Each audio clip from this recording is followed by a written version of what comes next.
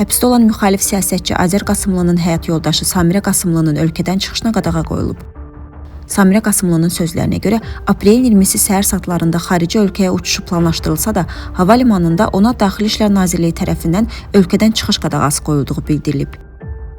2 gün öncə isə o, həyat yoldaşını hədə-qorxuda ittiham etmiş Qurbanəli Yusifov tərəfindən Cinayət Məcəlləsinin böhtan maddəsi üzrə məhkəməyə verildiyini açıqlamışdı.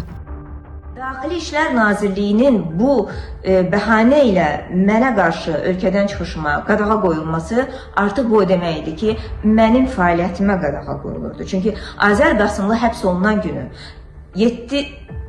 8 dekabr 2024-cü ildə mən Bakı şəhəri Yasamal rayon polis idarəsinin qarşısında belə bir söz demişdim ki, əgər bugün Azər Qasımlı həbs olunursa və bundan əvvəl əgər 1 Qasımlı danışırdısa, bundan sonra 2 Qasımlı danışacaq.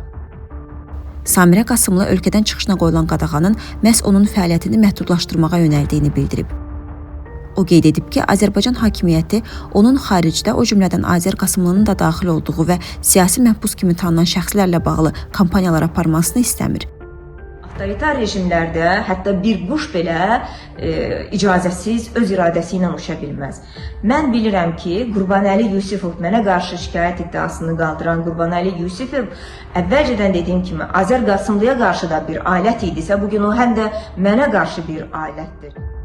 Azər Qasımlı martın 11-də Bakı Ağır Cinayətlər Məhkəməsində 12 il həbs cəzası alıb.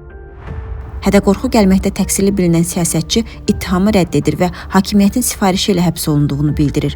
Azərbaycan hakimiyyəti isə bir qayda olaraq ölkədə insanların siyasi fikirlərinə görə həbs olunmadığını deyir.